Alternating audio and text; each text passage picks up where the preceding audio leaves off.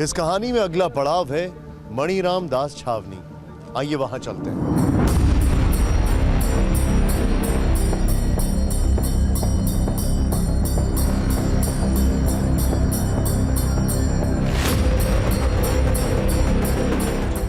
यह है अयोध्या का चार धाम मंदिर। यहीं से नेताओं के भाषण होते थे। अगर इसे दुर्ग कहें तो शायद गलत नहीं होगा, उस आंदोलन का। और यहीं पर कार सेवकों के लाकर शव भी रखे गए थे। हेमंत जी। विनय जी, आप तो सारी रणनीति, आपकी सारी रणनीति का केंद्र यही था। हाँ, यहाँ था। ये तो सभा स्थल है।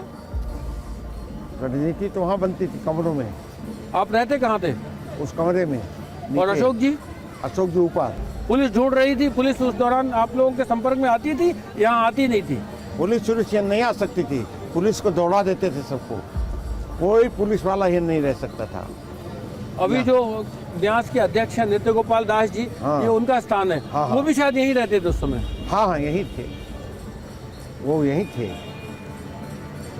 रोज रात में आपकी बैठकें यहाँ होती थी और अगले दिन का एजेंडा भी यहीं तय होता था। सब कुछ यहीं तय होता था, सारा कुछ तय यहीं होता था। विनय जी, ये एक इतिहास का सवाल है। हाँ। जो अभी तक अधुत्तरित है और जांचें भी हुई, कोर्ट कचहरी में भी ये सवाल पूछा गया कि ढांचा का ढहाया जाना पूर्व नियोजित था या कार सेवकों के गुस्से का तात्कालिक विस्फोट? गुस्से का। पूर्ण नियोजित कुछ नहीं था, गुस्से था। हम वहीं रहते थे, टीन पड़ी थी। हम और महेश नारायण सिंह जी वहीं रहते थे। हाँ। वो है नहीं। तो अभी आपने कहा कि हम ये चाहते थे कि एक एक ईंट सदियों में फेंक चली जाए। जब तो वहाँ पूर्व नियोजित कैसे नहीं था? नहीं, पूर्ण नियोजित नहीं था। पूर्ण नियोजित तो तब होता जब उसकी योजना रचना बैठ करके बनाई जाती। इतने लोग आते थे रोज। तो आप ये मानते हैं कि जब आपने उस दिन ये कहा था कि 6 तारीख को प्रतीकात्मक कार सेवा होगी, तो उसके बाद ये आंदोलन आपके हाथ से निकल गया? नहीं, निकला नहीं।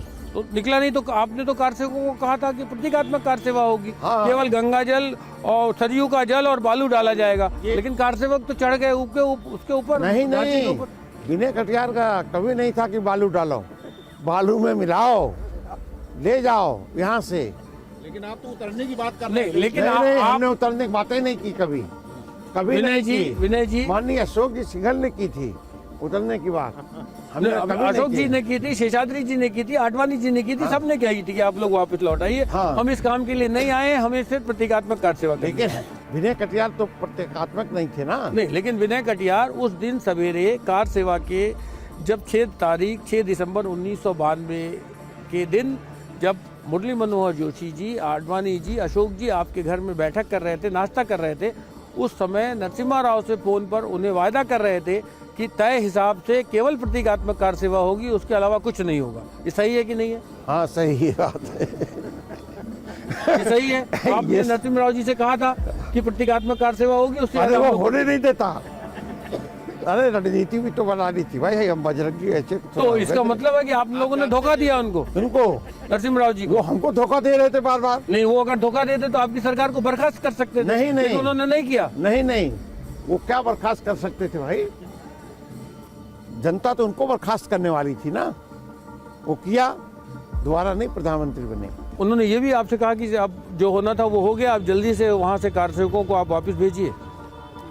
हाँ, और दक्षिण के कार सेवकों के लिए मैं स्पेशल ट्रेन भेज रहा हूँ, हाँ। आप उनको खाली कराइए। हाँ। नहीं, लेकिन आपको ये लगता है कि सरकार से कार सेवा की इजाज़त प्रधानमंत्री को ये भरोसा देके कि हम वहाँ नहीं जाएंगे, हम ढांचे की सुरक्षा में जो वचन देते हैं उस पर कायम रहेंगे, हम प्रतीकात्मक कार सेवा। हमने वचन नहीं दिया। मैं बताता हूँ आपको, आपने सुप्रीम कोर्ट में वचन दिया था, आपने राष्ट्रीय सुरक्षा परिषद में नहीं, ना हम राष्ट्रीय सुरक्षा परिषद में गए, ना सुप्रीम कोर्ट आपके मुख्यमंत्री कल्याण सिंह गए थे। अरे कल्याण सिंह जी गए ना, तो उनको तो बचाने की अपनी सत्ता। विनय कटियार को सत्ता कौन बचाना था? इसका मतलब कल्याण सिंह जी ने जो उस दिन ढांचा ढहाए जाने के बाद कहा कि मुझे धोखे में रखा गया, मुझे बताया नहीं गया था, और अगर मुझे बताया जाता तो मैं तैयारी करता, तो ये सही बात है उनकी? अब पता नहीं क्या सही है क्या गलत है। अब तो इस पूरे प्रकरण का सुखांत हो गया, तो हुआ क्या था ये बता दीजिए आप। नहीं, हुआ एक ही जो होना था। तो आपको ये मालूम था कि आज गिराया जाएगा? मालूम नहीं था, योजना थी हमारी।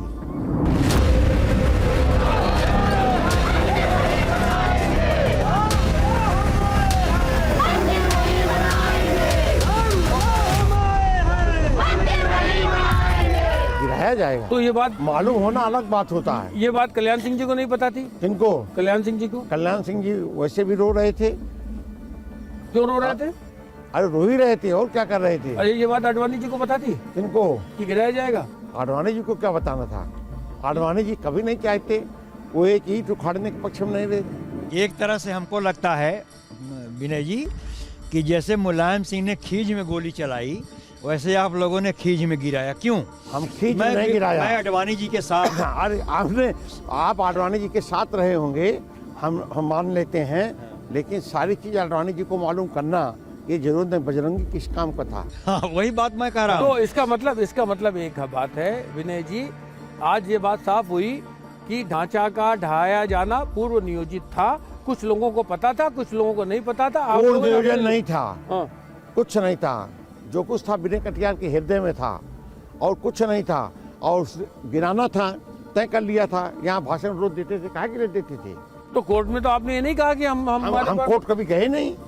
और आपको आपराधिक मुकदमा चला है ढांचे को ढाया हाँ, जाना है क्या? चलाया है ढांचा। तो वहाँ तो आपने कहा कि मुझे मालूम नहीं है। हाँ, तो हम बोल दिया। आपने अभी कहा ये बात, हाँ, तो अशोक सिंघल जानते थे। तो फिर नियोजित तो हुआ। बिना अशोक सिंघल के जाने हम कुछ नहीं कर सकते थे।